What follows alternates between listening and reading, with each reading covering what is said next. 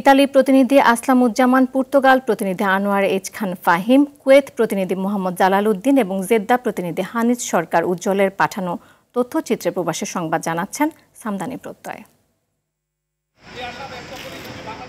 ইতালির বারি শহরে প্রবাসী বাংলাদেশিদের ওপর কিশোর গ্যাংয়ের হামলা, ছিনতাই ও বর্ণবাদী আচরণের বিরুদ্ধে প্রতিবাদ সমাবেশ করেছে ইতালির বাংলাদেশ সমাজ কল্যাণ সমিতি।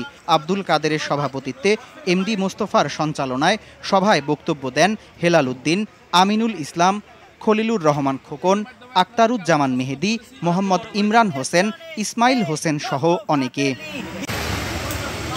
পর্তুগালের লিসবনে বাংলাদেশিদের কর্মসংস্থান সৃষ্টির লক্ষ্যে রুয়া দো বেনফরমোসো এলাকায় বাংলাদেশি মালিকানাধীন এক রেস্টুরেন্ট যাত্রা শুরু করেছে। উদ্বোধন অনুষ্ঠানে স্বত্বাধিকারী মোশাররফ হোসেনের সঞ্চালনায় বক্তব্য দেন রানা তাসলিম উদ্দিন ও আবু নাইম মোহাম্মদ শহীদুল্লাহ। বাংলাদেশ কমিউনিটি কুয়েতের উপদেষ্টা শাহনেওয়াজ নজরুল ইসলামের স্ত্রীর মৃত্যুতে শোকসভা ও দোয়া মাহফিলের আয়োজন করেছে সংগঠনটি। ফয়েজ কামাল এবং কামরুজ্জামান টিটুর সঞ্চালনায় এতে সভাপতিত্ব করেন সেকেন্দার আলী। অনুষ্ঠানে উপস্থিত ছিলেন মুখাই আলী লুৎফর রহমান, মুরাদুল হক চৌধুরী, মাওলানা কাউসার আহমেদ সহ অনেকে।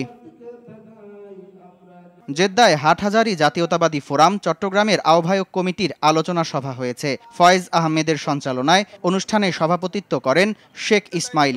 প্রধান অতিথি ছিলেন সৌদি আরব বিএনপির যুগ্ম আহ্বায়ক মঈন চৌধুরী। সভায় বক্তব্য দেন মোহাম্মদ পারভেজ, জসিমউদ্দিন, বাপ্পারাজ, মোহাম্মদ নোমান, ফোরকান, মামুন, আনিস, আব্দুল বাতেন সহ আরও অনেকে।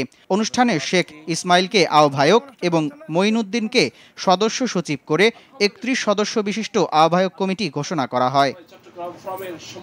সামদানি প্রত্যয়, RTV।